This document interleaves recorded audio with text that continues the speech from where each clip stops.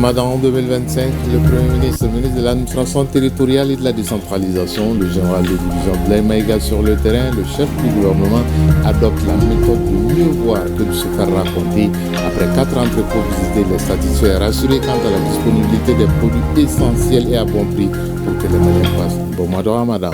Clap de fin de la 9e édition de la semaine de la jeunesse contre la corruption avec des campagnes de sensibilisation, des cercles de réflexion et des plaidoyers. La jeunesse malienne est vent debout contre la corruption, une initiative de la communauté de pratique en matière de lutte contre la corruption pour bannir définitivement la corruption. Mesdames et messieurs, bonjour et bienvenue pour vous informer. Tout d'abord, direction les marchés et entrepôts. Tâter le terrain, toucher du doigt les réalités, c'est le but de la visite du Premier ministre, ministre de l'administration territoriale et de la décentralisation, le général de division Abdoulaye Maïga. À l'occasion du mois de Ramadan 2025, il s'est rendu dans quelques entrepôts de la capitale. Après des heures de constat et d'écoute, au sortir, il s'est dit rassuré par rapport à la disponibilité des produits de première nécessité pour que les Maliens passent un bon mois de Ramadan. Mamari Koni Aliou Touré était de la visite de terrain. C'est pour s'assurer de la disponibilité des produits de première nécessité, sucre, riz, huile, pommes de terre et autres, que le Premier ministre, ministre de l'administration territoriale et de la décentralisation, accompagné par le ministre de l'Industrie et du Commerce, a visité certains magasins de stockage.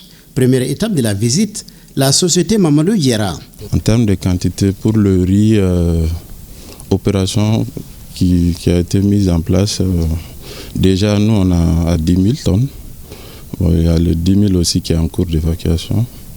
Pour le sucre aussi, on a 5 000 tonnes ici et les 5 000 tonnes aussi sont en cours. La Sodima, société spécialisée dans l'importation, la production et la distribution des produits agroalimentaires et de grande consommation, reçoit ensuite la visite du chef du gouvernement. Dans les différents magasins de la société sont stockés 7 500 tonnes de riz, 2 500 tonnes de sucre, 2 000 tonnes d'huile et 1 500 tonnes de lait. Près de 45 000 tonnes de produits de première nécessité sont en cours d'acheminement. Les établissements Kouma et Frères qui ont reçu la visite du général de division Abdoulaye Maïga disposent d'une quantité importante de produits. 5 000 tonnes de riz, 2 180 tonnes de sucre. D'autres produits sont en cours d'acheminement. À GDCM, grand distributeur de céréales du Mali, les mêmes dispositions sont prises. Les magasins sont bien approvisionnés ici. C'est 658 000 tonnes de riz, 8 192 tonnes de sucre et une quantité importante de pommes de terre. La population peut se rassurer avec l'accord du prix avec le gouvernement et puis avec les mesures que le gouvernement a mis en place pour réduire les prix. On va se conformer aux directives et les choses du gouvernement. La pomme de terre, c'est plus cher, mais à cause du début du mois de carême, on va vendre ça à 200 francs à tout le monde. Que ce soit un camion, que ce soit plusieurs camions, on va vendre ça à tout le monde à cause de notre grand président et le Premier ministre. Parce qu'on a vu, c'est la première fois qu'on voit un Premier ministre en visite, ça veut dire qu'ils sont soucieux des Maliens. Donc nous, on est contents, on a baissé les prix. Cette visite du Premier ministre dans les magasins de stockage de produits de première nécessité à la veille du mois de Ramadan répond parfaitement au point 3 de la lettre de cadrage du président de la transition relatif à la satisfaction des besoins fondamentaux des populations. Le mois de Ramadan, bien entendu, est un mois de renforcement de la spiritualité, c'est un mois de communion, c'est un mois de partage, mais c'est également un mois de grande consommation des produits de première nécessité. Comme je l'ai dit, le mois de Ramadan était un mois de grande consommation. Il était tout à fait normal de venir constater de visu le bon approvisionnement donc, des entrepôts que nous avons visités. À la suite de ces visites, je repars très satisfait et rassuré, à la fois sur la disponibilité donc, des produits de première nécessité et également en quantité, en qualité, en quantité d'abord suffisante et des produits de bonne qualité. À l'issue de la visite, le chef du gouvernement a mis l'accent sur un certain nombre d'éléments.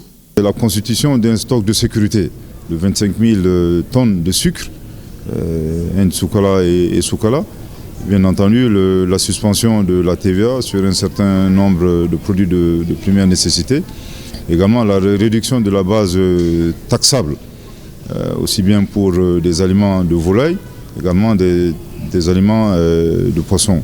pense que toutes ces mesures ensemble ont eu les effets escomptés, c'est-à-dire une baisse des prix sur certains produits de première nécessité.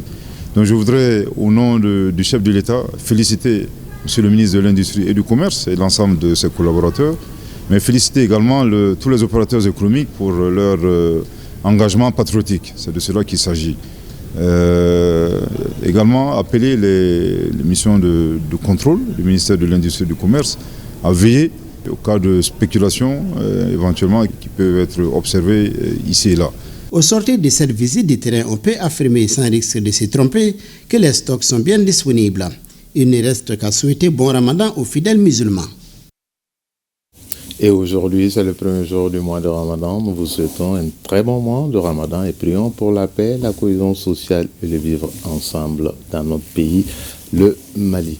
À présent, direction Tombouctou, la cité des 333 saints, la 6e région, où a eu lieu le lancement des activités de promotion de la santé et la nutrition avant et pendant le mois de Ramadan. Il s'agit d'informer, sensibiliser à travers des campagnes de communication à l'endroit de la population sur l'importance de manger sain et équilibré pendant tout le mois de Ramadan. Cette nouvelle approche est organisée par la Direction régionale de la santé et du développement social de Tombouctou, nous explique Saloum Konati. Le jeûne peut avoir des effets positifs sur la santé selon les spécialistes de la santé. C'est ce qui justifie cette campagne de sensibilisation initiée par le ministère de la Santé et du Développement social sur l'hygiène de vie en général, l'alimentation et la nutrition en particulier des populations avant et pendant le mois de Ramadan. En clair, il s'agit pour ces acteurs de la santé de contribuer à l'amélioration de l'état de santé et nutritionnel de la population. Je salue vivement cette initiative pleine de sens et de signification dans le contexte de promouvoir la santé et la nutrition en amont et durant cette période du mois de Ramadan 2025. Si déjà le ministère de la Santé en amont a déjà initié pour consulter et informer les gens sur les maladies, comment on peut gêner, c'est vraiment une grande chose et nous saluons l'initiative. Le représentant du gouverneur a pour sa part remercié les partenaires techniques et financiers pour leur appui constant pour la bonne organisation de cette activité. L'objectif général de ce lancement est de contribuer à l'amélioration de l'état de santé et nutritionnel de la population et spécifiquement informer la population des bienfaits du jeûne de la santé, informer la population sur l'alimentation saine et équilibrée pendant les ramadans. Il est à noter que cette campagne de promotion de la santé et de la nutrition sera organisée sur toute l'étendue du territoire national. Ici à Bamako, la jeunesse malienne est rendez-vous contre la corruption sous toutes ses formes. Elle vient pendant une semaine d'organiser la 9e édition de la jeunesse de lutte contre la corruption. Du 18 au 25 février, les organisateurs ont mené des campagnes de sensibilisation, animé des cercles de réflexion et soumis des plaidoyers pour mettre fin à la corruption. Cette semaine de lutte contre la corruption est organisée par la communauté de pratique en matière de lutte contre la corruption et est financée par Affaires mondiales Canada avec l'appui technique du projet LUCEG. À défaut de suivre toute la semaine, Bokari Koulibaly était à la cérémonie de clôture. La semaine de la jeunesse contre la corruption, les jeunes du Mali sont désormais outillés pour vaincre le fléau. La rencontre de 8 jours aura permis d'étudier de fond en comble la problématique de la corruption, de dégager des pistes de solutions et aussi de formuler des recommandations. Inclure les modules d'éducation à la citoyenneté et à la lutte contre la corruption dans les curricula scolaires et universitaires en mettant l'accent sur les enseignements traditionnels et culturels qui prônent la justice et la droiture. Renforcer l'accompagnement des organisations de la société civile dans le cadre de la lutte contre la corruption.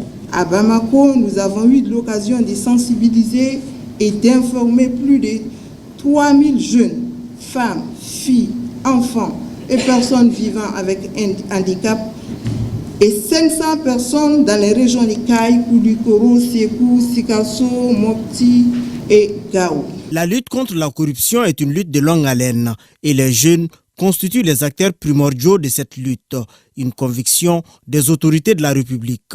Engagez-vous pour les bonnes causes. La lutte contre la corruption est une très bonne cause. Votre âge, c'est l'âge de l'utopie, l'âge de l'insouciance, l'âge où il faut tout renverser.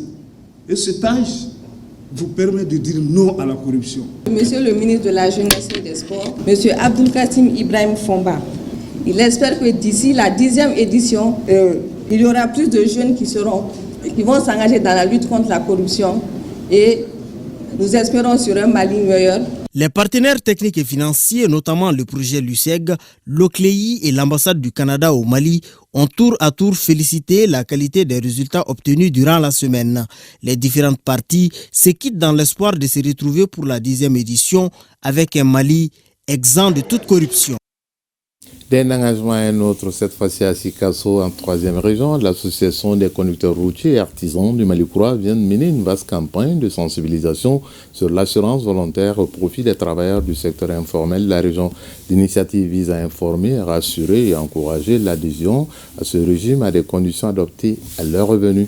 À cette nouvelle pratique, l'association se fixe comme objectif d'ici la fin de l'année souscrire plus de 19 800 personnes rien qu'à Sikasso. Compte rendu de cette activité, Moussokoro Sérémé, Souleymane Bamba. Conducteurs, routiers, chauffeurs de taxi, menuisiers, mécaniciens ou même soudeurs, ils font rouler l'économie du pays, mais beaucoup d'entre eux exercent sans se protéger des aléas de la vie comme les accidents ou les maladies. Des risques du métier face auxquels l'association des chauffeurs, conducteurs routiers et artisans du Mali-Koura veut changer la donne en les sensibilisant à l'assurance volontaire de l'INPS à travers cette vaste campagne. L'assurance volontaire, c'est pour nous, c'est pour les travailleurs du secteur informel. Si les fêtières eux-mêmes font la sensibilisation, ça va beaucoup aider leurs membres, surtout les membres qui sont dans les différentes associations à adhérer. L'assurance volontaire est une avancée majeure pour garantir une couverture sociale aux travailleurs indépendants, aux commerçants, aux artisans et à tous ceux qui n'ont pas accès à un régime obligatoire. Notre objectif est d'encourager une adhésion massive à ce programme et d'informer largement sur ses avantages. Pour la réussite de la présente campagne, ils seront syndicats des transporteurs et des artisans, organisations de jeunes et de femmes, à sillonner toute la région de Sikasso pour convaincre le maximum de travailleurs du secteur à prendre leur protection sociale en main. La protection sociale ne doit pas être un privilège réservé à une minorité, mais bien un droit fondamental pour tous. Il leur permettra de se prémunir contre les risques sociaux et économiques qui peuvent affecter leur bien-être et celui de leur famille.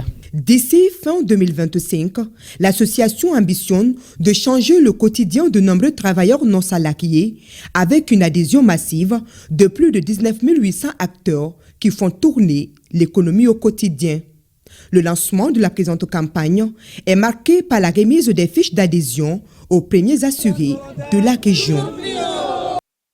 De Sikasso, la 3e région en direction la 2e Koulikoro pour parler humanitaire avec la Croix-Rouge malienne. Grâce à elle, l'eau coule à flot pour les habitants de Tonga, un village de la commune rurale de Méguétan, et dans la cour de l'ORTM Koulikoro au quartier Plateau 3. Ces deux ouvrages ont été conçus par la Croix-Rouge malienne en collaboration avec la Croix-Rouge de Belgique dans le cadre de son projet d'urgence intitulé Crisis avec le financement de la Direction générale de la coopération belge au développement.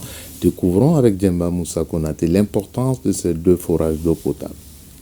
L'eau coule à flot désormais dans les robinets de la station régionale de l'ORTM Koulikoro et dans les bornes fontaines de Tonga, un village de la commune rurale de Méguétan. C'est là grâce à l'intervention de la Croix-Rouge malienne en collaboration avec la Croix-Rouge de Belgique dans le cadre de son projet d'urgence intitulé Crisis Modify Infrastructure à travers un financement de la Direction générale de la coopération belge au développement. La joie, elle est vraiment immense. Étant moi-même de la presse, j'ai trouvé inconcevable que nos collègues descendent pour aller chercher de l'eau, que les femmes passent la nuit entière assises pour attendre quelques gouttes d'eau. Donc, encore une fois, Je remercie la Croix-Rouge belge.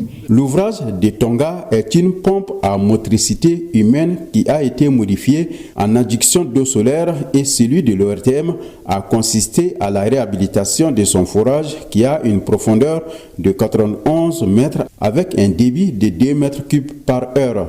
La réalisation de ces ouvrages vise à soulager la souffrance des populations en détresse de ces localités afin d'améliorer leurs conditions de vie. Une adduction d'eau sommaire dont le village avait beaucoup besoin. Surtout, le village a reçu beaucoup de déplacés qui sont venus du nord. La mairie avait même des problèmes pour pouvoir vraiment satisfaire ces déplacés. Aujourd'hui, je peux dire que la Croix-Rouge a pris une grande partie des activités programmées dans notre PDSEC. Nous sommes contents à l'ORTM. Vous ne savez pas combien vous nous enlevez une épine des pieds. Vous voyez, la station est un tout petit peu excentrée. Demandez aux agents de rester ici, de contenir leurs besoins. Vous voyez combien c'est difficile. Vraiment, vivement de l'eau pour nous. Pour le conseiller aux affaires administratives et juridiques du gouverneur de Koulikoro, cette initiative de la Croix-Rouge malienne s'inscrit dans le cadre de la mise en œuvre de la politique nationale de l'eau au Mali. La Croix-Rouge malienne, c'est le lieu de la saluer pour tous ses efforts dans le domaine humanitaire. Tous les jours, la Croix-Rouge est aux côtés de l'État pour permettre aux populations d'accéder aux services sociaux de base. Les intervenants ont invité d'autres bonnes volontés à imiter cette démarche de la Croix-Rouge malienne pour que les Koulikorois n'aient plus soif. Et à l'ORTM, Koulikoro n'aura plus soif également. On reste dans le Méguétan où la mairie de la commune urbaine a abrité les activités de la rentrée solennelle de la jeune chambre internationale JCI Koulikoro. L'événement marque le lancement officiel du mandat 2025 de l'organisation. Le thème retenu pour cette édition est le leadership et entrepreneuriat, propulser la jeunesse de Koulikoro vers l'excellence. Ousmane Koïta pour plus de détails. C'est Philippe Traoré, jeune entrepreneur, qui a la lourde tâche désormais de conduire le bateau de la jeune chambre internationale de Koulikoro à bon port pour le mandat 2025. À la tête d'une grande équipe composée d'hommes et de femmes, la tradition a été respectée, celle de prêter serment, un principe fondamental de la JCI. Le leadership et l'entrepreneuriat, propulser la jeunesse de Koulikoro vers l'excellence est le thème de cette édition. Notre ambition est claire, faire de la JCI Koulikoro une organisation de référence. Nous devons nous assurer que notre organisation repose sur des bases solides, une meilleure gestion administrative et financière, le respect des standards et le renforcement des partenaires seront au cœur de nos actions. Ensemble, nous avons le pouvoir de faire de cette année une année mémorable, marquée par des actions concrètes, des réalisations inspirantes et des liens renforcés. La rentrée 2025 de la Jeune Chambre internationale de Koulikoro avait au programme plusieurs activités, parmi lesquelles la proposition de certains responsables comme membres du comité directeur local et de l'organisation locale Sœurs du Mandat. Ça a été une très belle rentrée solennelle. Comme vous le savez, la rentrée solennelle lance officiellement les activités de la Jeune Chambre internationale Koulikoro. Donc tous les points inscrits dans le programme ont bien été exécutés. Donc nous ne pouvons que féliciter la JCI Koulikoro pour cette réussite. La passation de chaîne entre le président sortant et la nouvelle présidente, la prestation de serment des nouveaux impétrants et les membres du comité exécutif de la JCI mandat 2025 ont été des temps forts de cette rentrée solennelle, sans oublier la prestation d'artistes qui a agrémenté la soirée à Koulikoro. En troisième région, même exercice pour la jeune chambre internationale Mali de la localité qui a procédé à Niena à la rentrée solennelle locale de l'organisation couplée à l'intronisation du président de la JCI de Sikasso, Yorubala Diabaté Boubacar Koulibaly. Par cette prestation de serment, le premier président de la jeune chambre locale de la JCI de Niena est renvoyé dans l'exercice de ses obligations pour une durée d'1 an. En recevant ses attributs de président, le nouveau bureau de 26 membres qu'il dirige décline ses priorités. Ici à Niena, les jeunes ont besoin de ça. Donc nous voulons former les jeunes de notre localité afin qu'ils puissent devenir des leaders actifs pour impacter notre communauté. Nous, les autorités administratives et politiques, avons été sollicités et nous n'avons ménagé aucun effort pour soutenir cette initiative.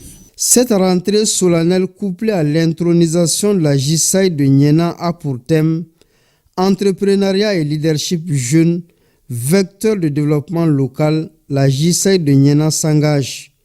Une thématique qui cadre avec les objectifs de l'organisation. Car notre organisation est une grande fédération internationale de jeunes âgés de 18 à 40 ans. Elle a effectivement posé ses jalons depuis les années 1910, où le père fondateur de notre organisation et ses camarades ont posé les jalons d'une organisation des jeunes qui œuvrent dans le domaine de la citoyenneté active. La rentrée solennelle de la JSAI de Niena a été l'occasion pour les organisateurs d'animer un panel sur l'entrepreneuriat vert animé par des spécialistes de la question. Il est aussi prévu des visites dans les champs maraîchers de Nchola, le centre de collecte de lait Coprolet, le marché à bétail, avant de boucler la cérémonie par un dîner gala. Partons à présent en 11e région Nioro du Sahel. Là-bas, on est autour de la table pour la deuxième session du comité régional d'orientation, de coordination et de suivi des actions de développement de la région. L'objectif est de dresser l'état des lieux du développement de la région et adopter une méthodologie simple de suivi des actions de développement de Nioro du Sahel. Moussa Diakite a suivi les travaux de ce CROCSAD. Organisé par le programme Jeunesse et Stabilisation PROGS, en partenariat avec le gouvernorat de la région de Nioro sur le financement de l'Union européenne, cette deuxième session a regroupé autour du chef de l'exécutif régional toutes les couches socio-professionnelles de la région. Il avait pour objectif de dresser l'état des lieux du développement de la jeune région et d'adopter une méthodologie simple de suivi des actions de développement. Le projet soutient les mécanismes régionaux de coordination et de suivi des actions de développement en favorisant la fonctionnalité d'outils de pilotage rationnel, d'où notre présence ici aujourd'hui, pour appuyer la tenue de la deuxième session ordinaire du CROCSAD dans la région de Nioro. Les différentes actions de l'Union européenne à travers le projet, qui se combinent aux efforts consentis par l'État, permettront le développement et l'autonomisation de la région de Nioro et du Mali tout entier. 6 heures durant, les participants ont planché sur des points comme l'appropriation du document issu de la visite du Premier ministre en décembre 2021, l'élaboration du tableau de quelques indicateurs clés sur le développement de la région, la mise en place d'un mécanisme de suivi des activités des partenaires d'appui intervenant dans la région, l'identification des difficultés liées à l'opérationnalisation des nouveaux cercles et arrondissements, entre autres. Grâce à l'engagement des plus hautes autorités, tous les cercles et arrondissements de la région disposent désormais des préfets et des sous-préfets, assurant ainsi une présence administrative effective sur l'ensemble du territoire. Ces avancées témoignent de notre détermination collective à bâtir une région forte, structurée et résolument tournée vers l'avenir. Retour à Bamako pour parler de la nuit des opérateurs économiques qui va se tenir le 2 mai prochain. En prélude aux préparatifs de cet événement, l'association des jeunes opérateurs économiques promoteurs des PME et PMI a animé un point de presse à son siège sur les biens fondés de cette nuit. Je vous propose de suivre Abou Diop, secrétaire administratif de l'association des jeunes opérateurs économiques de Mali. Il est au micro de Mamadou Fani. L'association des jeunes opérateurs économiques promoteurs de PME et de PMI pour le développement du Mali est un regroupement visant la promotion de l'entrepreneuriat et la détection des opportunités qui permettront aux jeunes commerçants et promoteurs d'entreprises d'émerger dans leur business. C'est dans ce cadre qu'elle a décidé d'organiser une activité qu'elle compte inscrire comme rendez-vous clé dans l'agenda des entrepreneurs et investisseurs de la sous-région ouest-africaine. Cette activité est un cadre de rencontres et d'échanges B2B pour différents acteurs de l'économie, dont des investisseurs et des bailleurs de fonds, des promoteurs d'entreprises et les autorités. La nuit des opérateurs économiques est donc un dîner gala organisé dans un cadre enchanteur afin de permettre aux opérateurs économiques d'avoir des opportunités d'investissement et d'accès à plusieurs marchés. L'objectif de la nuit des opérateurs économiques est mettre en place un cadre de rencontres et d'échanges pour les acteurs du secteur privé et public, développer un marché sud-sud, favoriser une politique de développement du secteur privé. Après l'économie, un mot d'éducation dans ce 13h51 étudiants de la faculté des sciences économiques et de gestion, filière entrepreneuriat, de gestion de petites et moyennes entreprises, renforcent leurs capacités. Cette formation a été possible grâce à l'association pour la promotion de l'entrepreneuriat en milieu universitaire. Après 3 jours, ils ont reçu des attestations de fin de formation. Adam Maïga et Abdoulaye Samaki y étaient. Une cinquantaine d'étudiants de la faculté des sciences économiques et de gestion, filière entrepreneuriat de gestion de petites et moyennes entreprises, ont renforcé leurs connaissances en business model Caneva, technique de pitch et de développement commercial d'un projet. Au cours de cette formation-là, j'ai appris beaucoup de choses concernant le développement commercial et concernant le pitch également, comment bien présenter ton idée de projet. Quand tu n'es pas convaincant avec ton idée de projet, vraiment, c'est difficile d'avoir des bailleurs, des investisseurs, même des clients. Et le business model Canva, le professeur il nous a montré les formulaires de business Canva qui va nous permettre de concrétiser nos idées. Initiée par l'Association pour la promotion de l'entrepreneuriat en milieu universitaire APEMU, la formation a duré 3 jours. Vraiment, et les étudiants ont demandé depuis très longtemps à les former. Ils ont dit 3 modules les suffit. On les a outillés. Donc nous accompagnons les jeunes dans la réalisation aussi de leurs projets, mais on ne les finance pas. Donc nous, ce qu'on peut faire, c'est de faire un plaidoyer auprès des plus hautes autorités pour qu'on encourage ces jeunes-là, pour qu'on les soutienne et pour qu'on finance leurs entreprises. Parce qu'ils auront besoin de financement, ils auront besoin de renforcement des capacités. L'APEMU a pour but de susciter l'esprit entrepreneurial chez les jeunes à travers la créativité et l'innovation. C'est dans ce cadre que des conférences sur l'entrepreneuriat ont été initiées à l'endroit des futurs jeunes entrepreneurs, suivies des visites d'entreprises. C'est de la faculté de gestion de Bamako que s'achève ce premier 13h du mois de mars, mais aussi le premier du mois de Ramadan 2025 qui a débuté aujourd'hui au Mali. À cette occasion, nous vous souhaitons un très bon mois de Ramadan. Prions pour la paix, la cohésion sociale et le vivre ensemble au Mali. Comme vous le savez, pendant le mois de Ramadan, le RTM aménage son programme, télévision et radio. Ainsi, votre journal de 20h sera à 20h45.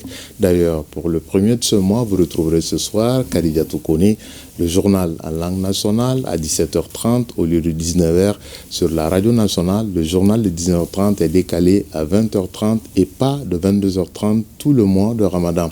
Dans moins de 2 heures, à partir de 15h, vous pouvez suivre en direct sur ORTM1 la cérémonie de clôture de la 29e édition du FESPACO en direct du Burkina Faso. Bonne suite de programme en compagnie de ORTM1. Chacun de nous ne peut être une étoile, mais tâchons de briller pour éclairer là où nous sommes. Je vous retrouve demain à 13h, toujours avec le même plaisir de vous servir. Plaise à Dieu. Excellent après-midi à toutes et à tous. Au revoir.